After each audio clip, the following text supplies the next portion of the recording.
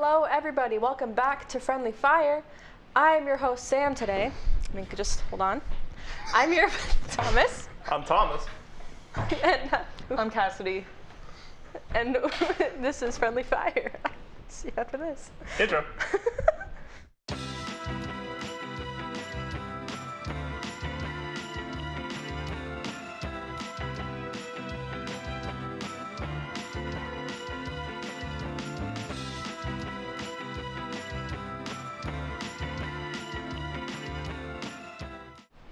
All right, so today we're going to be discussing music, and that's a very broad topic, but I have some very important questions for you and our guest. Mm-hmm. Which we should probably introduce.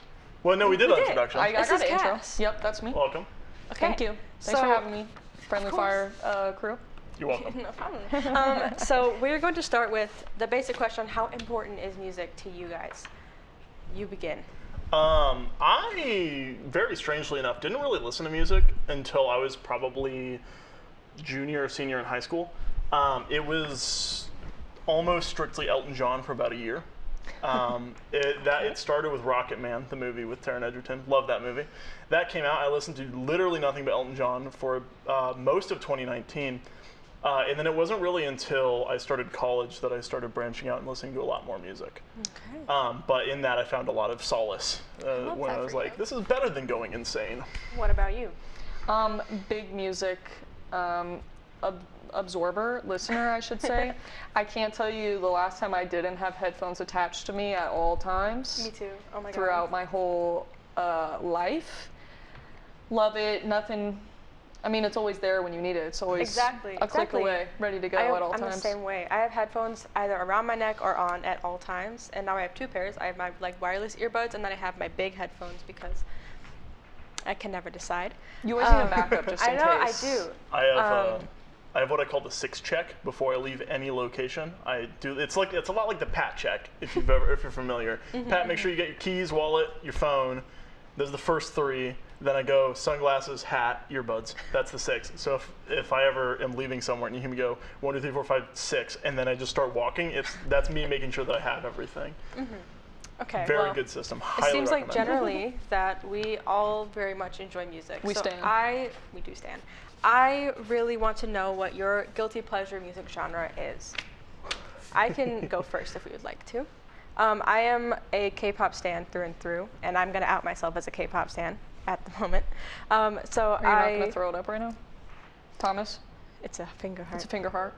Okay. Yeah. Did I end up doing it? Yeah, you did it. Well, it's a little small, but it's fine. As my heart is. Yeah, okay. Okay, so that or like video game music, and not like background music. I'm talking about like those like parodies. Minecraft? Like Don't Mind at Night. Like those types of music, or like I have a lot of repressed memories about those. Oh man. So those are my guilty pleasures. I love going to those and just being like, I like love bopping to them. I love it. I don't know about guilty pleasure. I don't know if you would qualify this as guilty pleasure because it's just, to me, it's just really good music and I love it. Movie soundtracks are a big one. Okay. I don't think that's quite as bad. There's a VR game called Boneworks that has it's like a synthwave techno soundtrack to it, and it is so good. I have used it in videos before. There's a couple that I've stopped using it because it's copyrighted, but it's so good to use as background music that for most of my freshman year of college, it was like one of the only things I would listen to when I was trying to get work done. It was so good for keeping pace as well, because it's like there's some very slow songs, there's a couple of really, really fast ones, and then but overall the entire soundtrack's probably like 2 hours long. I think that's probably the guiltiest thing, because it's a very like weird thing is like, what are you listening to? Because like I feel like my music taste generally isn't like techno, but then there's that and I'm like, oh, this is delicious. So. Okay, what about you? What's your guilty pleasure? Mine's kind of similar to Thomas's. I put instrumentals of like either movies or video games or just like any songs with no words, because then you can romanticize your life and pretend like you're the main character and get things done. That is so true. Yeah, it works really well. So valid for that. The Harry Potter soundtrack is getting me through the semester. That's incredible. It makes me really studious. Stop. That was weird. We both, oh man. I'm trying to think if I have anything currently that's like super guilty pleasure. I mean, not really. It's Are been you a- ever it's been a nervous while. that someone's gonna come up to you and ask Oh, you what all song the you're time. listening to? All the time, because I listen to some weird stuff. Clowncore's up there. If you don't know what Clowncore is, CLOWNCORE. It's an artist, and they thought you were talking have about some ICP. very interesting music. I thought you meant ICP. I thought to be really excited. No, but unfortunately I thought you not. were talking about that. too. Clowncore is great. There's an artist that I love. It was my top artist in 2021 called Melward. I used one of his songs in a video recently. I mean, I didn't. The ICHA did. And they had to get the copyright permission from the artist. So they DM'd him through Twitter and was like, hey, is it cool if I use this for a video? And they got permission to use that song, and I thought that was a really cool interaction because I'd never really gotten that before. But some of his music is downright weird. So I'm terrified that people are like, oh, what's playing in your car, Thomas? Borderline sounds. I know for a fact that John Williams, the creator of the Harry Potter soundtrack, is about to be in my Spotify Wrapped this year, for sure. And it's it's only March. No, it's gonna happen, Okay. like for sure, Let for me know. sure. We'll So get shout out back to John me. Williams, all the work you do. We'll get back to you. We'll get back to you on that. All right. So our next question is going to be, what's your go-to song for a confidence boost? Like, I think you need like a pick, maybe a song that makes you feel like you're on top of the world. What's the song that you go to for that? I have an entire playlist called "Who's Ready to Fight God." Okay. It's not very long. I say not very. It's like 2.5 hours long. Number one song. If I were gonna be in a bar fight, I would specifically request that the song "Saturday Night's All Right for Fighting" by Elton John was playing. I have written an entire scene for a project that I want to make around that song. Another good one, "Devil Went Down to Georgia." Another song I've written a scene good to. song. Yeah. No, I "Hot love for that one. Teacher" by Van Halen. There's a song called "Planet Earth" by Duran Duran. That's just a good upbeat song. And "Fireball" by Pitbull. That's a good one. It's such That's a a good different. one. It is such a That's a different mood good- than that's- everything I else love in this Pitbull. playlist. No, yeah, that's an incredible pick. 305. Yeah. All right. Okay, I chose a song. I also chose a song. I'm gonna choose "Saturday is Night's All Right just for like- Fighting" as my song. Okay, so that's the you're one locking song. in that Yeah. answer. Okay. I also appreciate how all your songs are dad rock, except Oh, for yeah. Pitbull. Oh, 100. That's the one exception. Everything else in there is like Dire Straits, Yeah. Pink Floyd, Right. Dad rock. Dad rock. Dad rock is I like always- dad rock I as love well. dad rock. But that's not the song that I chose. I am I the chose dad. "We Like to Party" by the Vangle Boys, I think it is. I think I know It that was song. famously the Six Flags theme song in the early 2000s, and every time I hear it, I get hype. Like, I gotta go crazy. I was at a karaoke bar, and someone chose that as their karaoke song. Dance floor dead, no one on it. Tell me why I get up there. I get the crowd going. Everyone's out there jamming to that song now. I love It's a that good for you. song. It goes hard, and it never disappoints every time. I love that. Thank you. No, I support that genuinely. Thank you. All right. Do we want to send it to our ad I for think so. today for our sponsor? Our ad today is a very important product that I have personally considered using. The idea. Well, actually, you know what? We're gonna let them explain We'll what let them our explain. ad today We'll is send it over all to our about. ad. Introducing the Song Reset Gizmo. Designed to reset a subject's recollection of melodies, the design is simple. Just pull the conveniently located chord and ask the subject to identify the musical orchestration they wish to remove. Mambo number 5, please. Now the device has been plugged directly into the user's spinal column. Close the blast doors and retreat to a safe distance. Now turn the device on. The subject should forget any vague memory of the harmony within 5 to 138 seconds. Usage may result in unintended memory loss, brain damage, constipation, anxiety, hair loss, hallucinations, shriveled toenails, and in some cases, death. The Song Reset Gizmo is not responsible for any negative side effects. Try the Song Reset Gizmo today. Welcome back. That's such a good idea for a No, product. it really is. If I you, want that. I feel like if you guys had to use the song reset, which song would you want to forget forever? I don't want to forget it. I want to listen to it again for the first time because I accidentally ruined it for myself.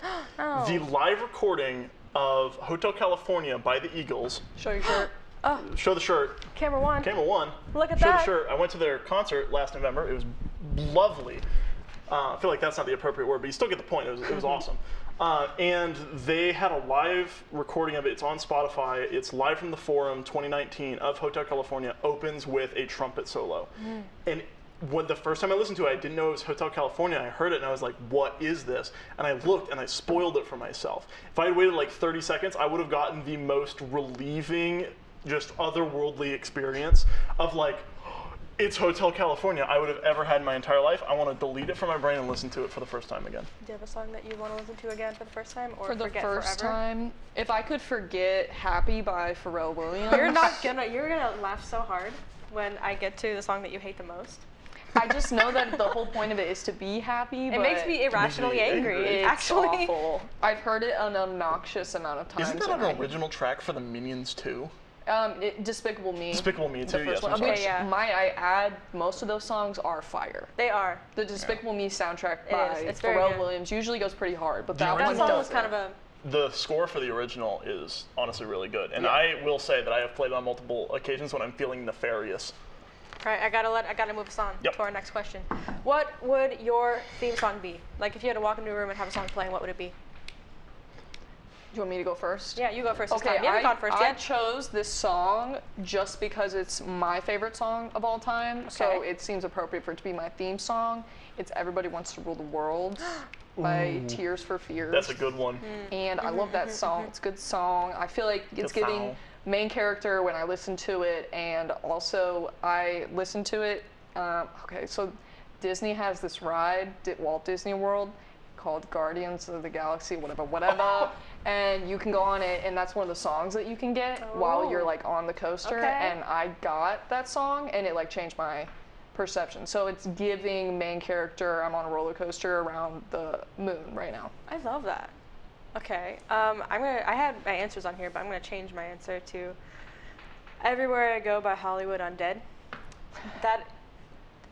I'm not gonna explain what the song's about, but if you listen to it, you know the vibe.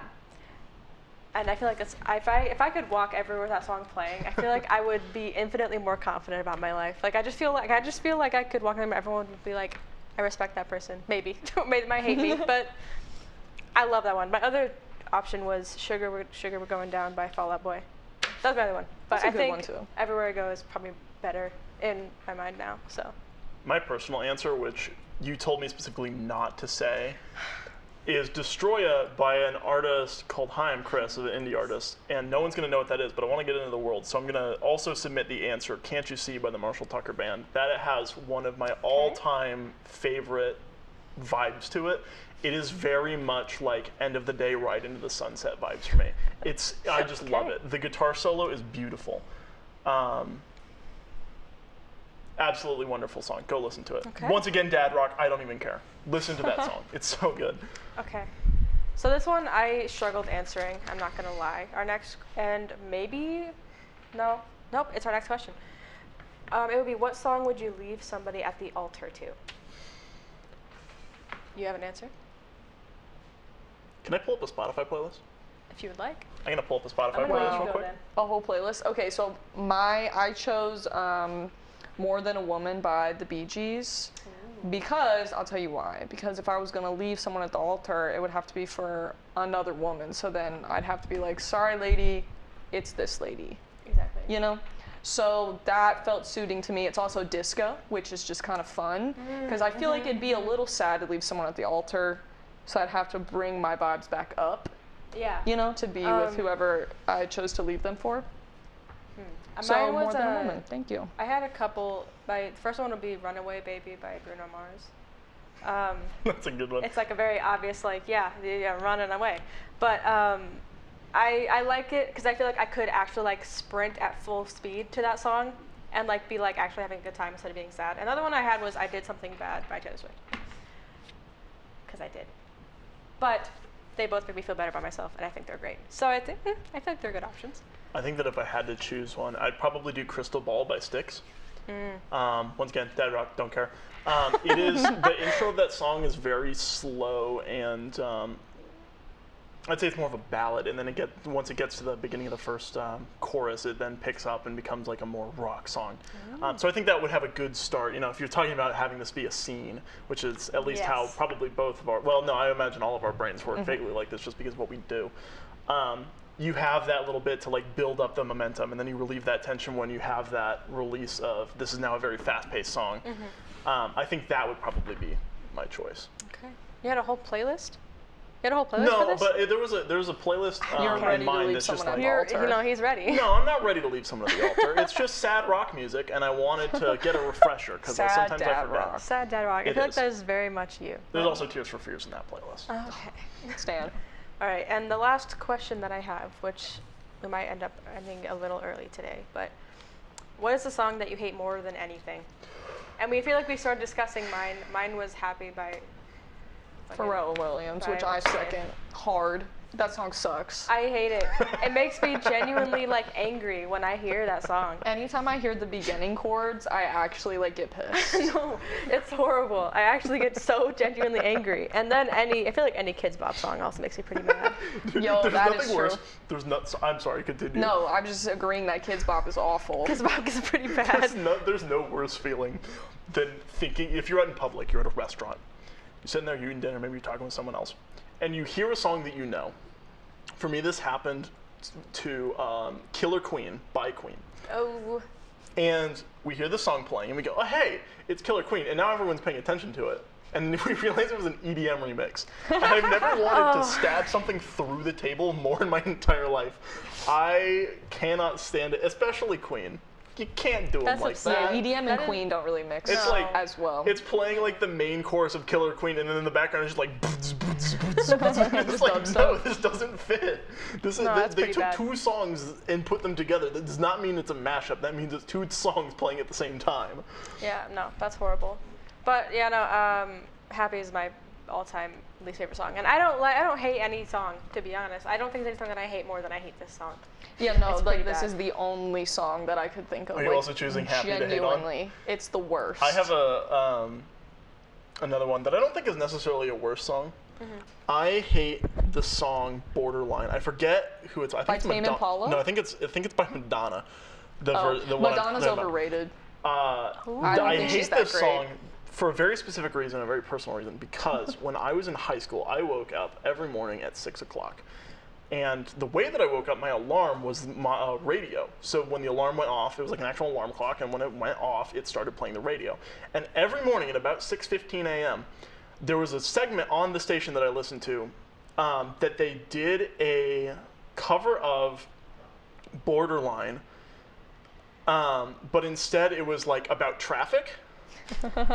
It was like the daily traffic segment. It was like, yeah, we know you're on the highway, you're on your way to work. Here's how bad the traffic is today. It always sucks, but here's how it sucks today.